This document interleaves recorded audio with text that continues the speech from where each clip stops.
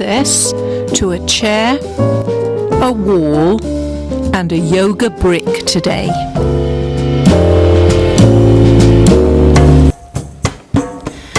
Osteoporosis occurs when there is an imbalance between new bone formation and old bone reabsorption.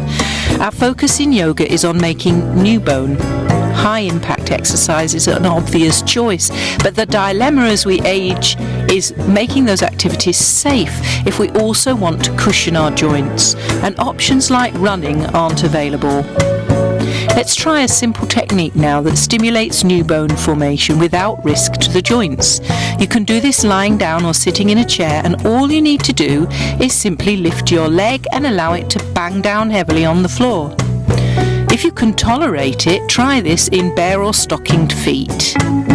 You can try different leg positions, wide and narrow, and different velocities of thumping down, as well as speeding up and slowing down. Let's do this together while I tell you a little bit more about how your bones get demineralized and what you can do about it alongside our exercises today. This is especially important if you have a family history or you have a slight build. Fatter folk are putting more weight through their bones every time they take a step. So adding the weight through deliberate weight-bearing activity is advisable as part of your daily routine if you're a tiny person. 2 essential minerals for bone formation are calcium and phosphate.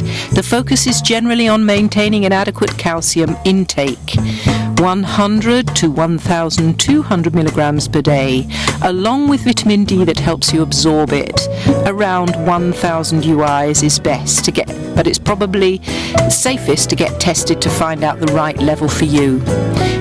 This protects the bone mineral density, which is absolutely essential as your hormones drop, because you need estrogen and testosterone to make new bones. However, what's often neglected in terms of pre-osteoporosis prevention is the type of substance that leaches calcium from the bones. For instance, a high intake of alcohol offers a significant risk of future fracture.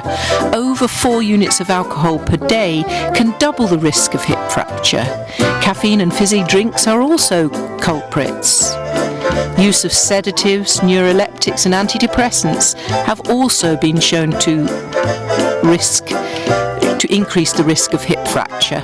Prolonged use of corticosteroids is the most common cause of secondary osteoporosis. It's estimated that 30 to 50% of patients on long-term corticosteroid therapy will experience fractures, with an increase in risk in hip fracture by 2-fold in women and 2.6-fold in men. Further to this, impaired neuromuscular function, for instance reduced muscular strength, impaired gait and balance, are risk factors for developing fractures, as well as having rheumatoid arthritis, being on chemotherapy, having anorexia, Crohn's, celiac or thyroid disease, and being on a high dose of thyroxine. Middle-aged and older men and women with an annual height loss of more than 0.5 centimetres are also at an increased risk of hip and any fracture. Standing work and long-held deep compression work in yoga can be just as strength-building as going to a gym and using weights, especially if you can hold the pose long enough to build strength in the muscles to support weakened bones. The other good thing about yoga is that you can do it every day, which is a requirement if you want to reverse the effects of diminished bone mineral density. The emphasis on building balance strategies in yoga is also very beneficial to prevent falls and, further to this, reduce stress in your life, which is one of the major ways to contribute to stronger bones.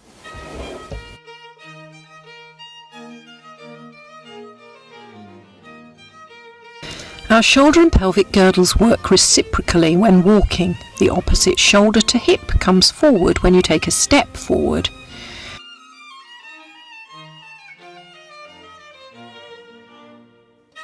If we want to walk and move efficiently and not risk falls, we need to ensure this opposite movement is working freely and easily.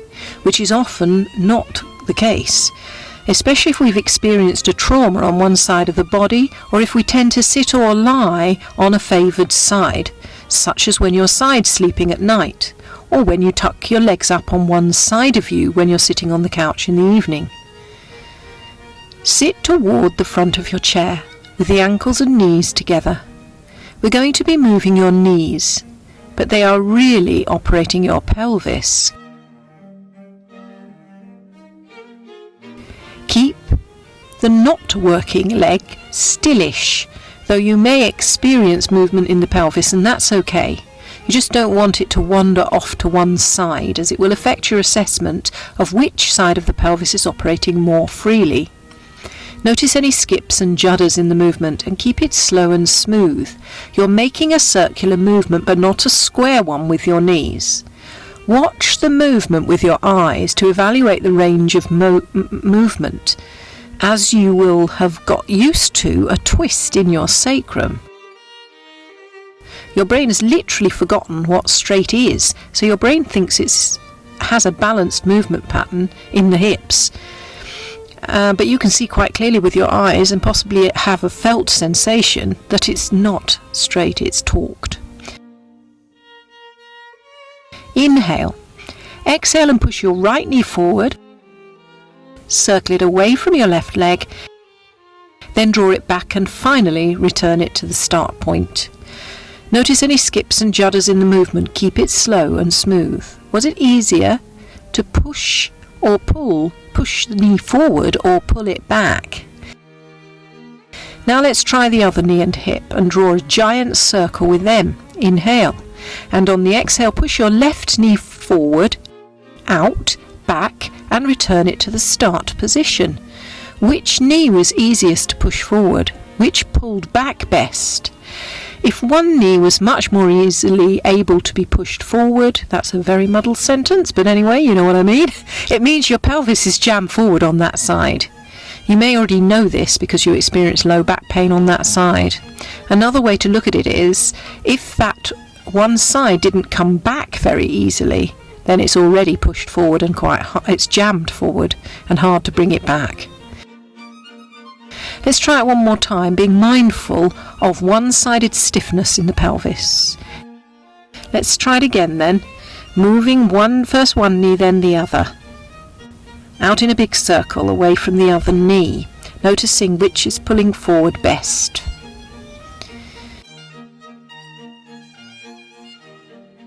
It's easier than you think to knock the pelvis out of alignment. Often just landing awkwardly, say while stepping off a curb, will push one side of it or tilt it upward. Any trauma or injury will compromise your gait. Perhaps being incorrectly aligned in a yoga class is a culprit, or you carry a bag over one shoulder, or always hold a pulling dog on one side of you, or pick up a toddler on one side. This is also where being overly flexible doesn't help you, because it gives you loosened joints, which you may move your sacrum out of whack.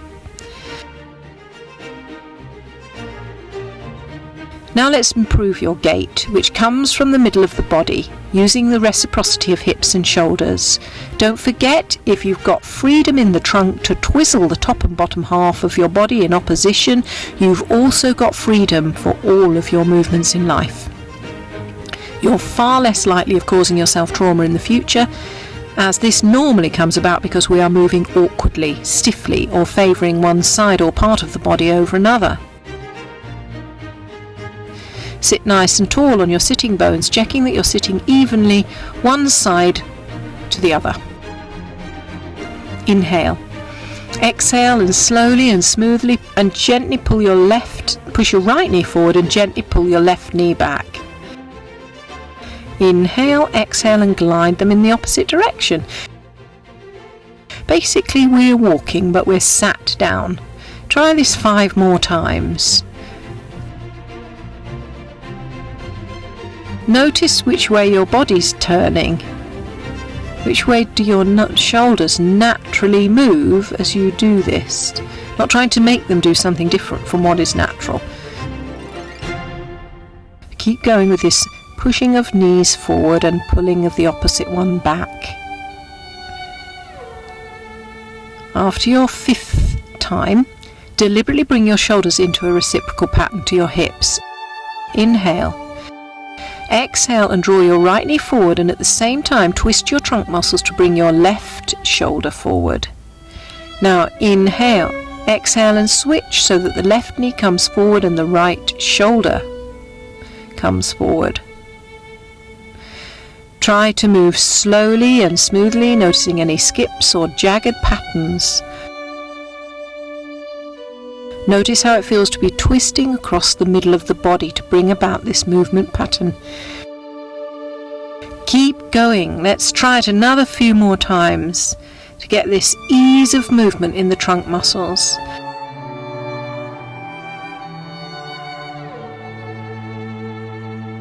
The ability comes from your spinal rotation, mostly at the T12 kind of level.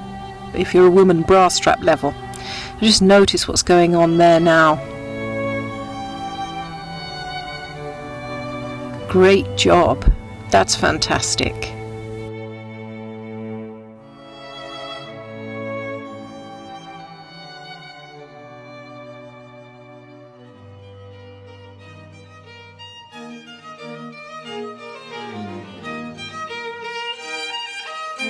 Wrist weight bearing. Come onto all fours or place your hands on the seat of your chair. Have your wrists under your shoulders. Have your third finger pointing forwards.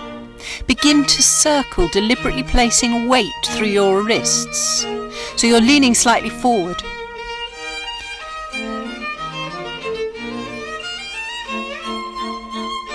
Now go the other way.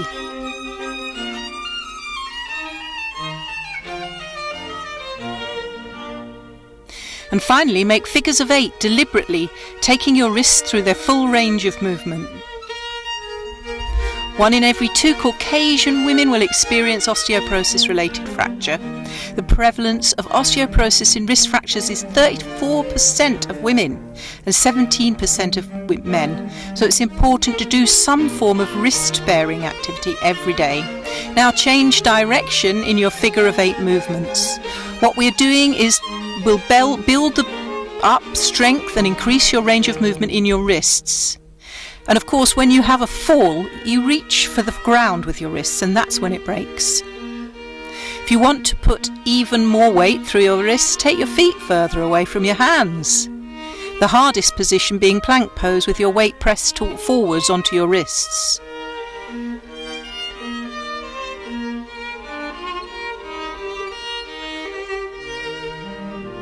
If you are in plank, bring yourself back into cat.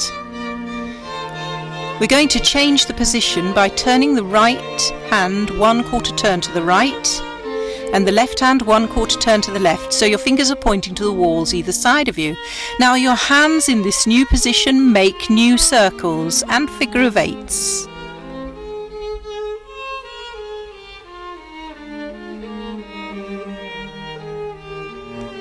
Now turn your hands another 1/4 turn so that your hands are facing your knees. Feel how the stretch on the inside of your wrists changes in this new position. Notice how it feels to continue to circle either way and figure of 8 in this new hand position. If you do experience a wrist fracture in later years, it's likely that you will be investigated for osteopenia, the first stage of the full bone condition osteoporosis, as this will most likely be the cause.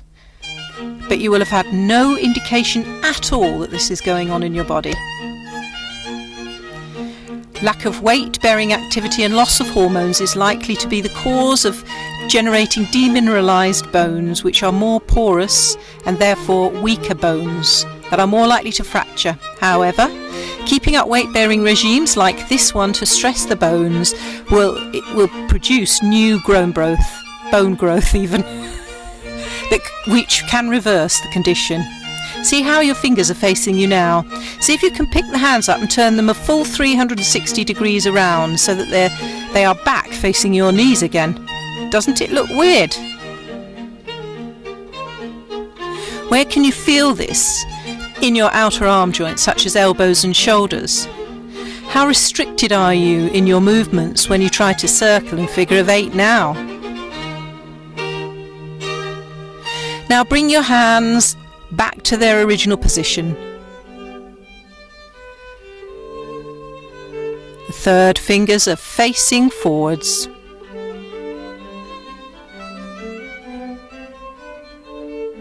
Gently side bend, shortening first one side of your waist and then the other.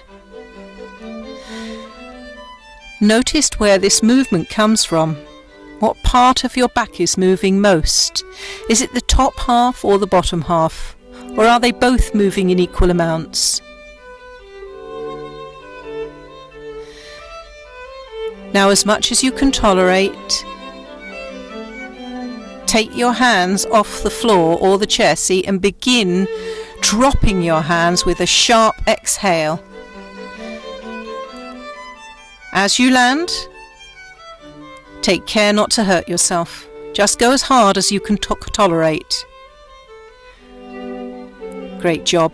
To counterbalance this tough work on the wrists, put them back together again by turning the backs of your hand to face the floor, fingers towards your knees, and gently lean forward and back.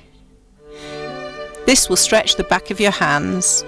If that's too strong a stretch, simply press the back of one hand with the other in turn. Now come into a forward bend from sitting on your chair. Or if you are on your hands and knees, come into child's pose with your bottom on your heels.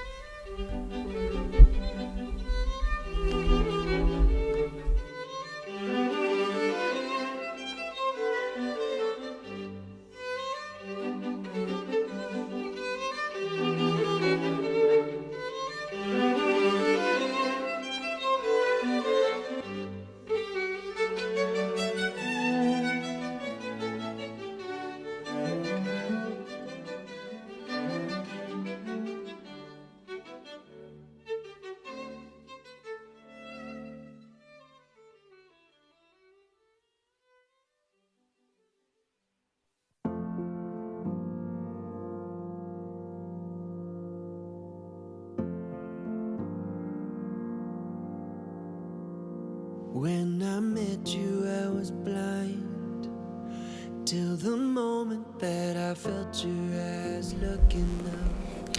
Seated back extension. Bring your chair to face the wall and reach your hands up the wall to check that you're in the best possible distance away from the wall. Once you're sure this works really well for you, bring your hands off the wall and sit on the edge of your chair now, beginning to arch and flatten your back, rolling the pelvis under, then forwards, in as smooth and slow a movement as you can muster.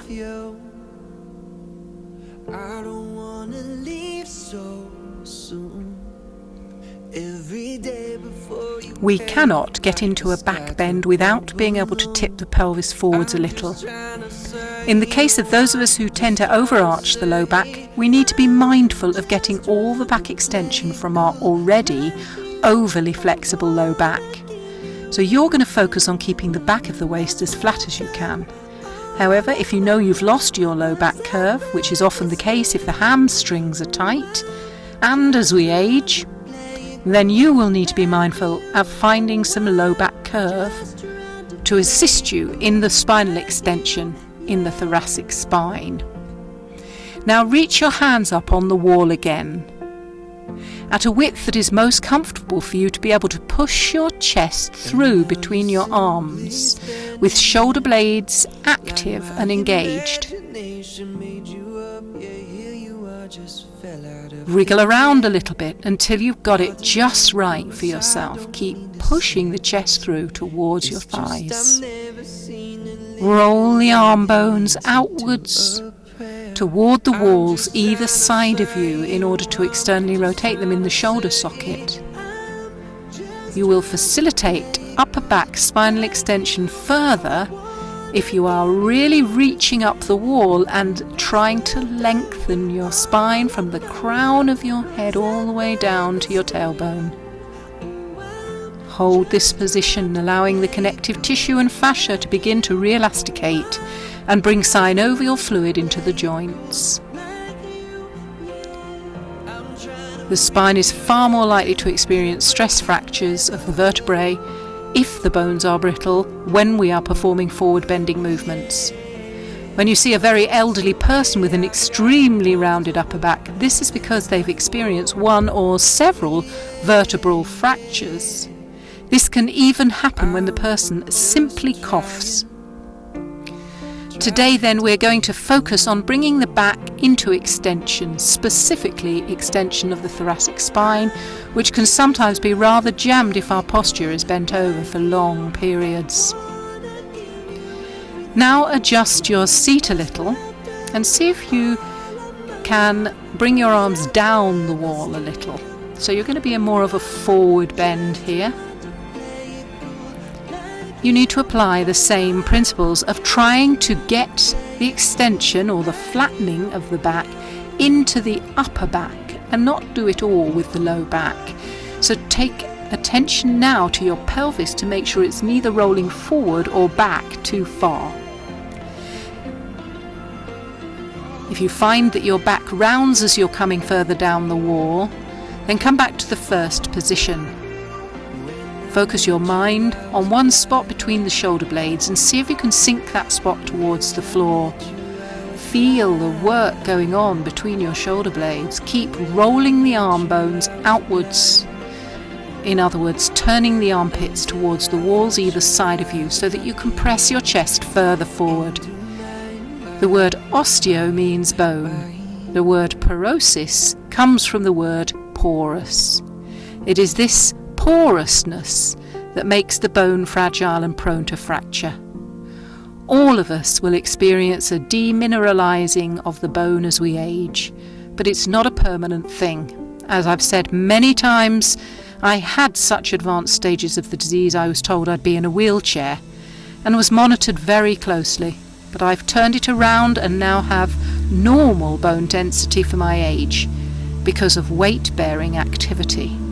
It actually doesn't hurt to be 10 pounds or so overweight if you are likely to be suffering from osteopenia or osteoporosis. So don't be in a rush to reduce the weight bearing by reducing your weight too heavily. It does tend to be very slight people that have osteoporosis and heavier people who have arthritis. Either way, whichever one you have or you're likely to have, use it as a huge motivation behind your dancing and your weightlifting in particular. If you need to come out of this position, come out any time you need to, but if you're able to tolerate it for a few more minutes, see if you can crawl down the wall a bit further. You'll need to adjust your chair and bring it further back before you do. Still open out in the armpits once you get your hands on the wall and engage your shoulder blades. Check the position of your pelvis. It mustn't be too flat or you won't be able to extend through the upper back. But also check it's not overarched, in which case all the back bend is coming from too low down the spine. And you won't be feeling this in your thoracic spine.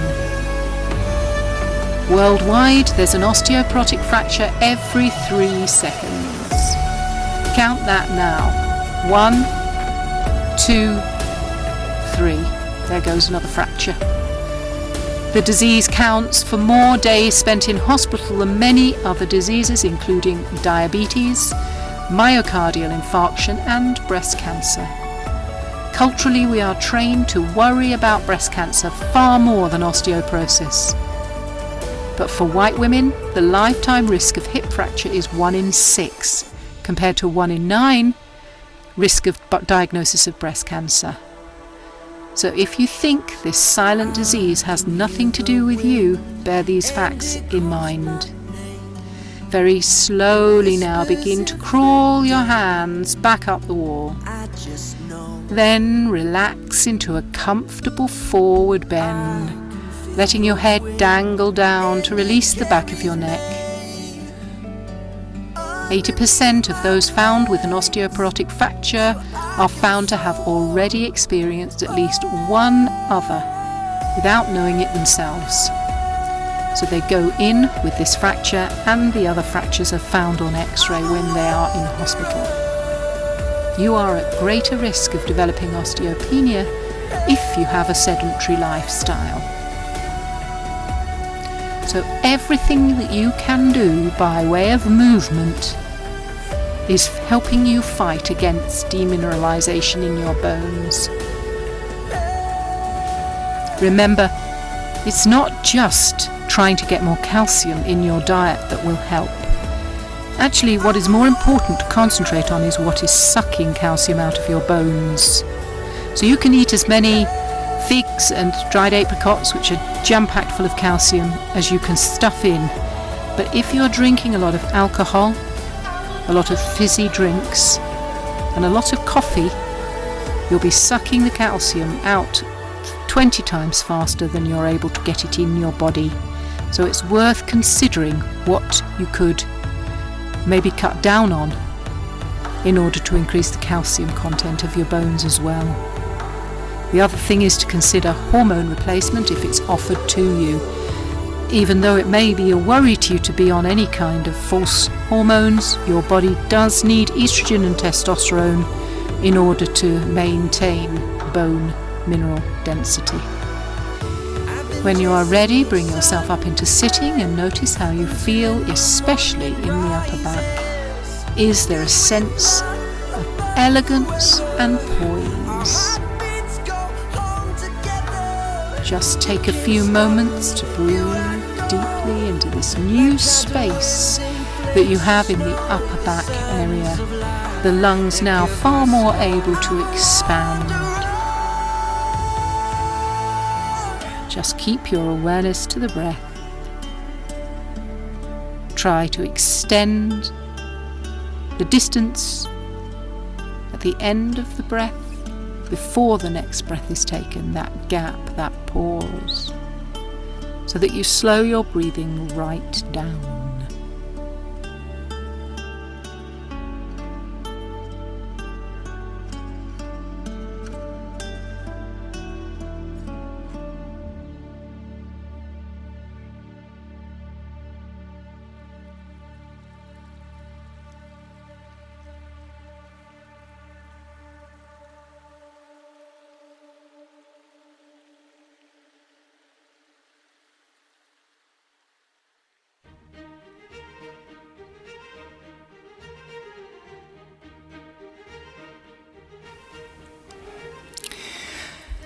Balance challenges and half moon. You'll need a wall and a brick for this.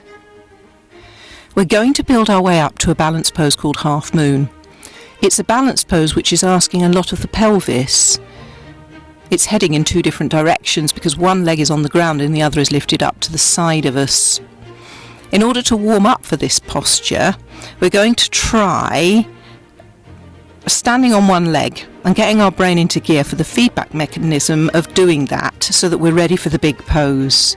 Don't hesitate to stand near a wall or hang on to a chair back so that you can use it to steady yourself if your balance today isn't up to unsupported balances. Before we take off, let's get grounded. Have your toes facing forwards in a hip width apart. Spread and lift the toes. Then release them, feeling the earth through the whole of your foot. Now inhale. Exhale, and all there is to do is to simply root your right leg into that earth by taking your weight fully on it before lifting your left leg up. Keep your left knee bent. The higher you lift the left leg, the harder it is, but don't go beyond 90 degrees. Can you feel your hip flexor at the front crease where your trunk and legs join, having to work very hard to keep your heavy leg lifted? The standing leg is working hard to keep the balance. Inhale. Exhale and release your left leg back down. Let's try that on the other leg. Remember, all 10 toes facing forwards, standing in a hip width apart. Spread and lift the toes. Inhale and release, feeling the earth through the whole of your foot. Now inhale. Exhale, and all there is to do is simply root your left leg into the earth by taking your weight fully onto it before lifting your right leg up. Keep the knee bent. Try not to lift it higher than 90 degrees, but the higher you lift it up to that, the harder it is. Feel the hip flexor kicking in to help you lift your foot up. The standing leg is working hard to keep balance. Inhale, exhale and release your right leg back down. Remember I said that in the half moon pose, one leg is out to the side while the other is straight. So we'll try that now with bent legs. We're going to do exactly the same thing that you've just done, but instead of lifting our foot out in front of us, we're going to take it out to the side. When we do that, notice what extra muscles are working and where you feel the sensations in the body. First, get grounded once more. Spread the toes so that you have a wider base. Get grounded so that you have something to rise up from, the earth. Inhale, exhale and root the right leg as you lift the left leg out to the left. You can hold on to it if you need to, and you can hold onto a wall or a chair back. But if possible, see if you can hold it out to the side. It doesn't matter if you have to keep touching your toes down or if you can't lift it very high. And just notice the different muscles that are working to keep your leg out to the side like this. Inhale, exhale and release. Pad about a bit. Let's try it once more on that same side. Get grounded once more, spread the toes. Inhale, exhale, your same leg, we're going on the same leg, so root the right leg and lift the left leg out to the left. Pause here, noticing how heavy your leg feels and just how hard your other leg has got to work. Feel the foot wiggling about, keeping you stable. Don't worry if you have to keep touching down. Inhale, exhale, release and pad about for a second or two. Let's try this on the other leg. Get grounded once more. Spread the toes. Inhale, exhale, root the left leg this time and lift the right leg out to the right. Don't worry if you need to hold on to the wall. Don't worry if you're wobbling. Notice, by the way, which of your foot, or even your feet, is struggling the most as a standing leg, because this will be the one with your most pronated arch, in all likelihood. Inhale, exhale and release. Tiny little pad about. And once more, in your own time, remember to get grounded first before lifting your leg out to the side. Whilst we're holding this, let me tell you that osteoporosis is very prevalent. There's one fracture taking place every 3 seconds worldwide. We want to have such good balance that we prevent the falls in the first place as much as possible.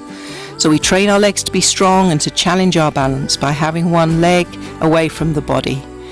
Inhale, exhale and release, pad around. As you're padding around, I'll tell you that it's rarely that you will fall in a straight line, especially if it's a pavement that you've tripped on with a one-sided hazard. You need to be good at regaining your balance from being tipped to one side all of a sudden. And that's why we're practicing these movements today. Now let's come to the wall and try the first movement where you are lifting your knee forwards, but this time you're going to lift the knee onto the wall. There are 2 ways to make this too easy. One is to lean into the wall. It's better if you can literally delicately kiss the wall with your knee. And the second is to lift your leg too high. Ideally, it's at right angles. So facing the wall and standing one thigh length away from the wall, let's inhale. And on the exhale, lift one of your legs and kiss the wall with your knee. Hold it there, checking that your thigh is perpendicular to the floor and your thigh and shins at right angles to one another. Can you feel the hip flexor kicking in to keep your heavy leg at this height? How about the working leg? Can you feel it now? Inhale, exhale and bring your leg back down to meet its partner. If you found that you were leaning into the wall, change the distance between you and the wall. So it's going to be just right when you try this. Let's try it on the other leg. So you're now exactly one thigh length away from the wall facing it. Inhale. Exhale and lift the other leg and kiss the wall with your knee. Hold it there. Check that your thigh is perpendicular to the floor and your thigh and shins at right angles to one another. Feel the hip flexor kicking in to keep your heavy leg at this height. How about the working leg? Can you feel it now? Inhale, exhale and bring your leg back down to meet its partner. If you found you were leaning into the wall, change the distance between you and the wall. And try it once more, a little bit shorter time, on each leg.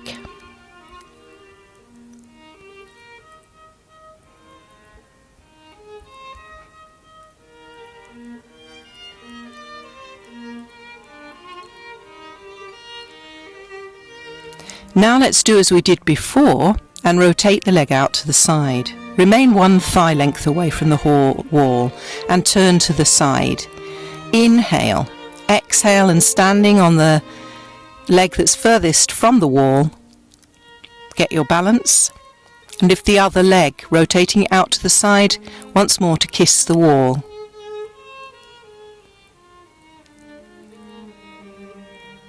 Inhale. Exhale and once more turn around so you've got the other leg facing the wall. Inhale, exhale and lift the leg out to the side to kiss the wall. Notice the difference between one leg and the other. Which is strongest? Is one hip flexor tighter than the other? Is one standing leg less wobbly than the other? Inhale, exhale and release. Now let's have one more little warm up for the hips. Take your legs apart. Gently pull up your thigh muscles, then the kneecaps, and gradually try to slowly and steadily squeeze your feet together without actually moving them. Where do you feel that? You are strengthening the adductors or inner thigh muscles doing this. It's as if you're standing on a mat, you're trying to pull the mat into make it smaller with your feet. Keep squeezing. Inhale, exhale and release. Now the opposite. Imagine that you're trying to stretch your carpet or your yoga mat with your feet. So without actually moving your feet, you're squeezing them further apart by engaging the hip muscles. Where can you feel that? You are strengthening the outer thigh muscles by doing this. Keep pressing the outside of your feet as if you're rolling slightly on the outside. Keep squeezing the leg outwards. Great job. Inhale, exhale and release. Stand with one leg forward and the other leg back, inner hip width apart. They should be about one normal stride lengths apart, not too wide. All 10 toes facing forward. Imagine your legs are a giant pair of scissors and try to close the scissors now. This is working the front of your back leg, both quads and the psoas, and the hamstrings at the back of your front legs. Leg without an S, unless you've got two front legs. Now we're ready for half moon. So inhale, exhale and release. Now there are two ways to get into it. We'll try both and see which one you like the best. Both have their merits. We're going to try it with the wall for feedback, so we know we have our pelvis stacked in the correct position and the chest facing forward, which means the spine is straight. Bring your yoga brick with you and stand next to the wall, wide legs. Whichever hand your brick is in, that's the front end for your pose. And you're going to side bend to that side. So if you know you have a stiffer side, go on the easier one first. Inhale, exhale, and turn your toes out so that they are parallel to the wall. Then bend the front knee as near to right angles as you can manage. Place the brick next to the wall on the same side by leaning over to get it onto the floor, somewhere near your foot. Inhale, exhale, and press into the brick, lifting your back leg, toes facing forwards. It doesn't matter how high it comes.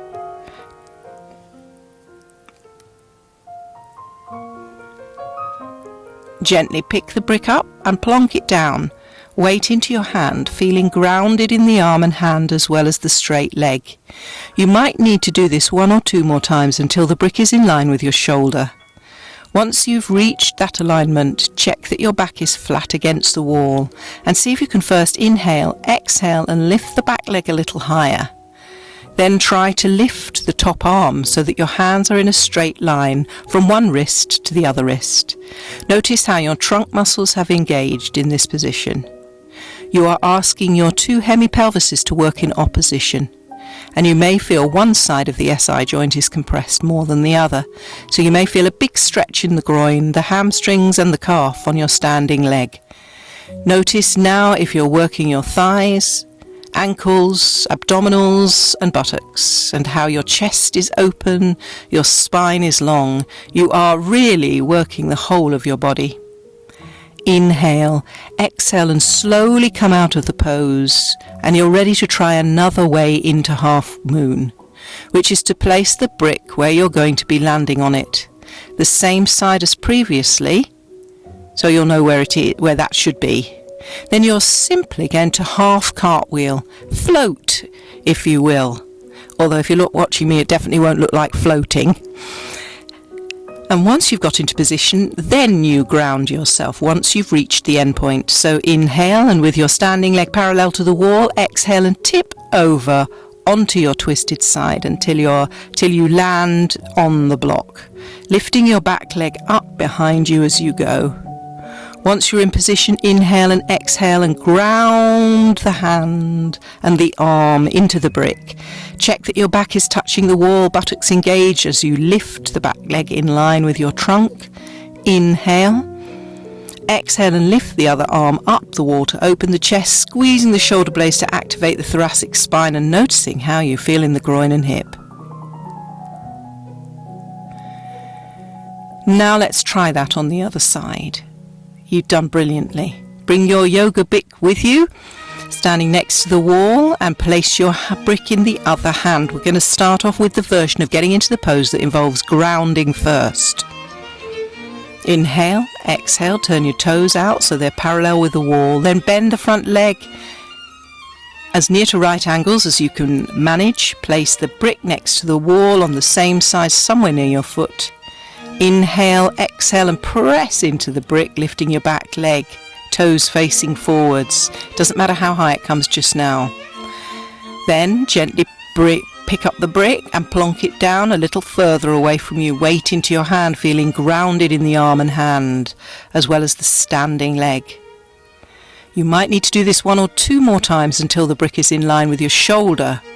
Once you've reached that alignment, check that your back is flat against the wall. See if you can first inhale, exhale and lift the back leg. Try to get it in line with your trunk so everything's lots of right angles. Then try and lift the top arm so that your arms are in a straight line, from one wrist to the other wrist. Notice how your trunk muscles are engaged in this position. You're asking your 2 hemipelvises to work in opposition. Notice if there's compression in the SI joint on one side.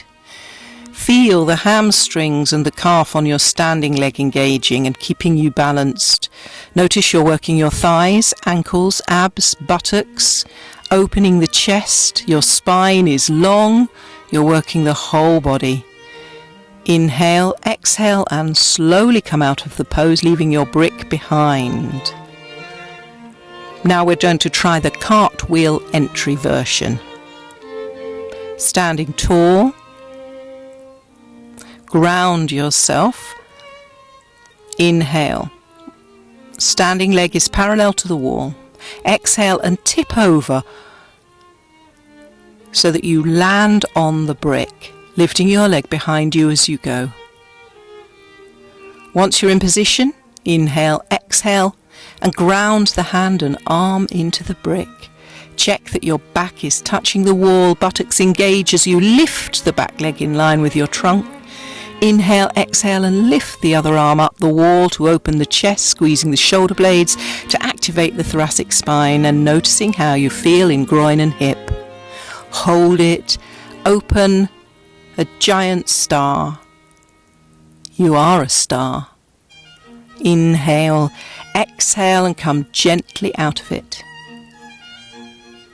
Once you've come out of the pose, release any tension in your body by coming into a soft forward fold, knees bent, bottom against the wall, and simply hang, letting your neck be long, face muscles completely relaxed, arms floppy. Really let go. You are absolutely deserving of this relaxation.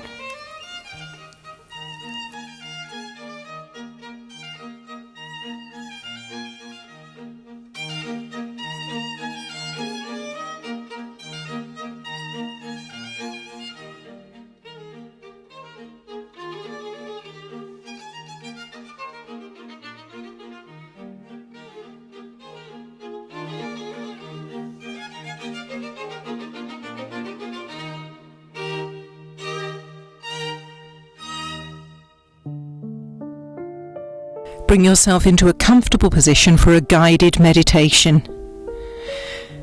Can you get a sense as you settle of leftover energy from all your movements today? Just allow that to dissipate and calm yourself now as you take a couple of conscious breaths. And with each exhalation you encourage the body to sink down lower and lower into the earth.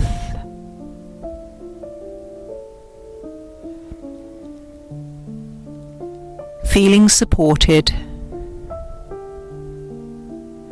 feeling open, feeling that the body is spread out like melting coconut oil in a frying pan. Your body is sinking into the earth structure, and you willingly go with that sensation.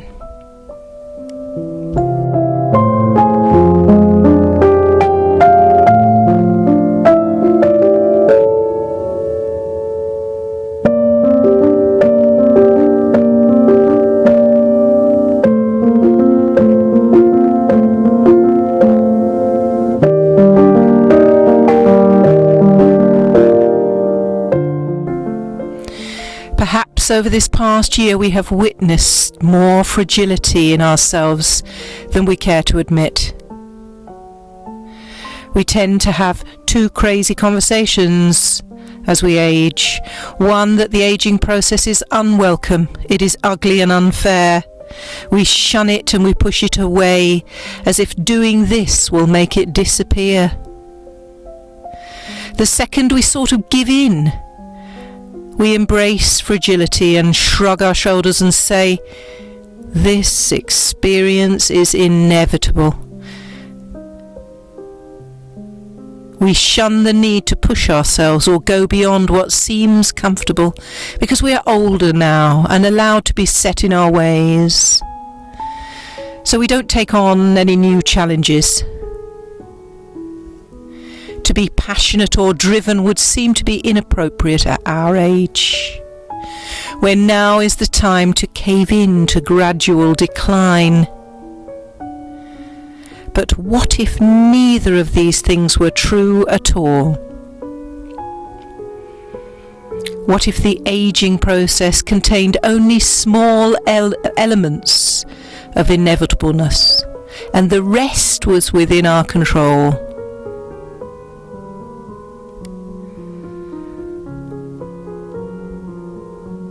Instead of saying, I'm too old to push myself now, we said, because I'm old, I need to push myself more, to take on challenges that will build my strength and produce new mental as well as physical growth, especially within our bone structure.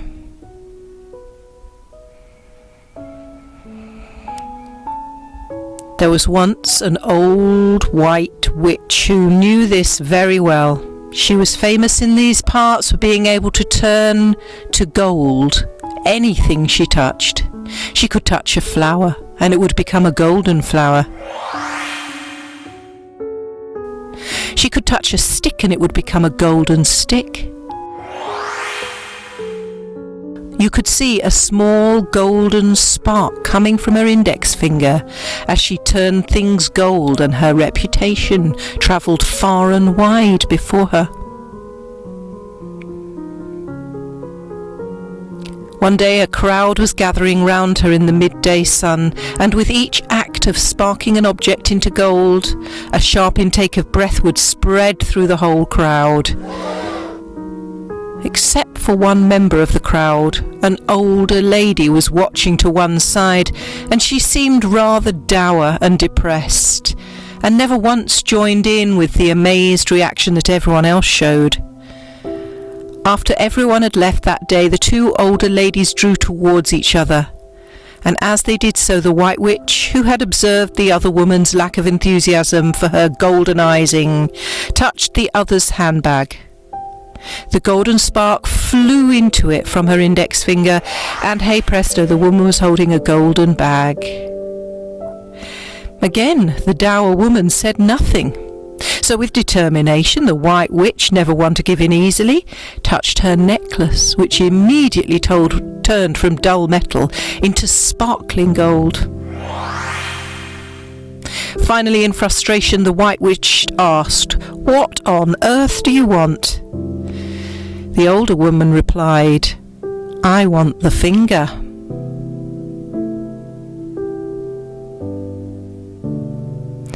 We all have the finger, the ability to bring about our own healing, and to practice abiding in awareness and presence.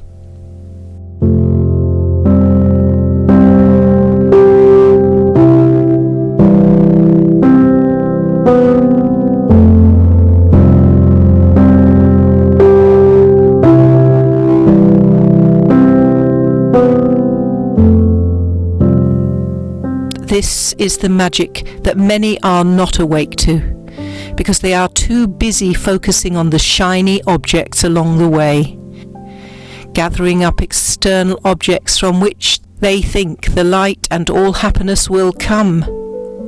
But they're looking in the wrong place. The happiness from anything outside the mind is fleeting. It is a deep-seated awareness and experience of living in the present that matter.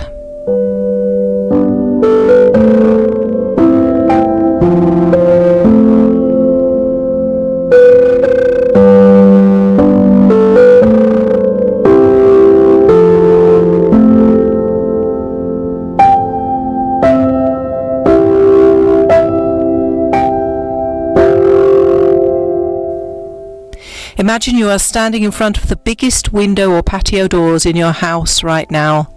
Pull back the curtains and focus on the light that shines into you. Allow yourself to absorb it through your skin. Inhale the golden light in through your nostrils, down into your lungs and into the tiny capillaries, where the gaseous exchange takes place, filling your blood cells with this golden light.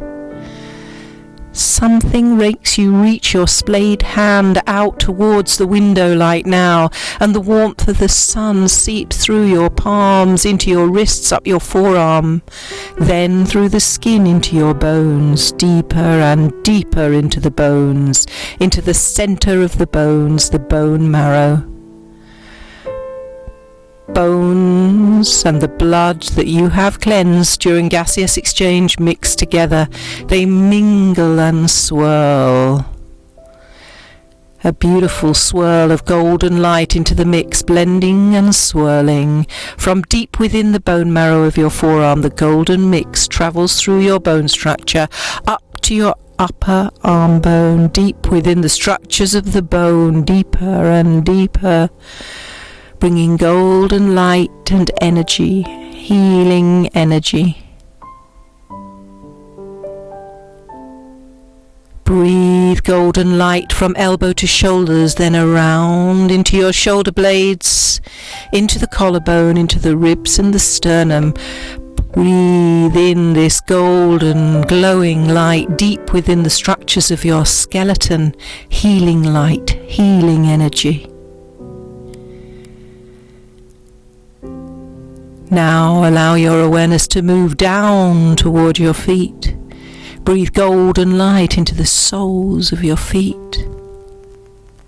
Feel the sunlight in the toes, ankles, up into those strong leg bones, all the way up into your knees, along the massive femur bone to your hips and sacrum. This golden swirl mix being carried along your skeleton now enters into your spine and spreads, deeply knitted into the bone structure. It travels vertebra by vertebra along the spine, strengthening your bone structure.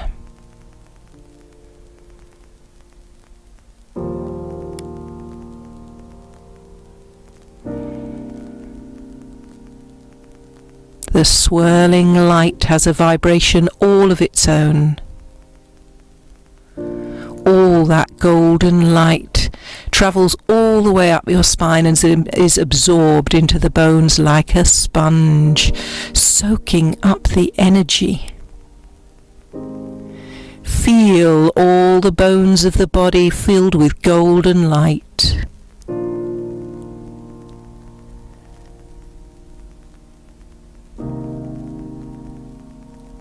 The bones are the foundation, the deepest area of your being.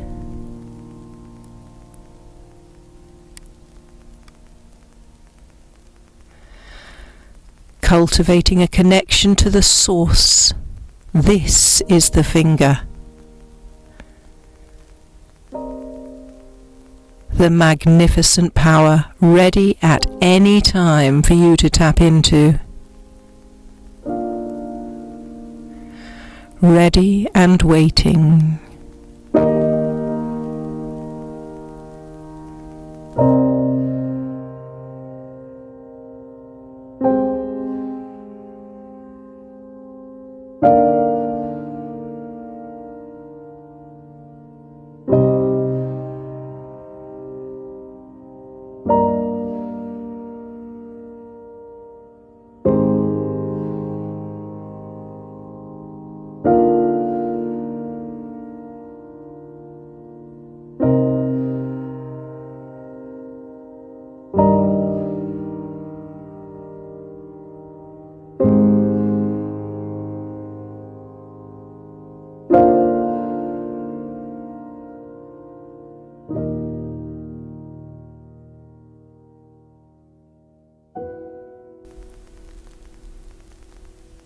Allow yourself to gently bring your awareness now to your body lying on the earth, and do what brings you pleasure,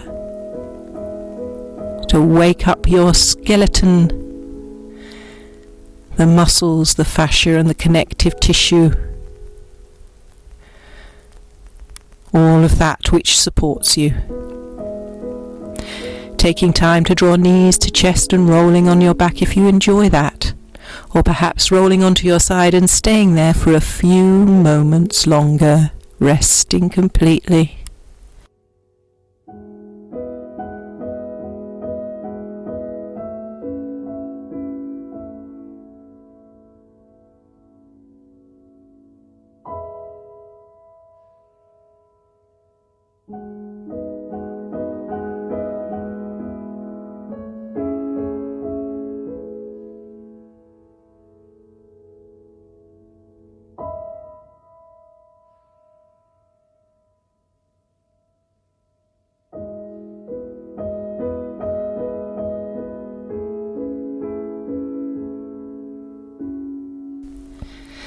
Before pushing yourself up into sitting,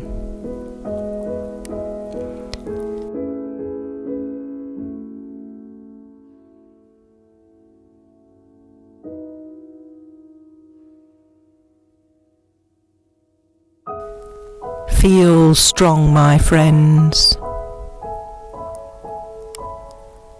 Namaste.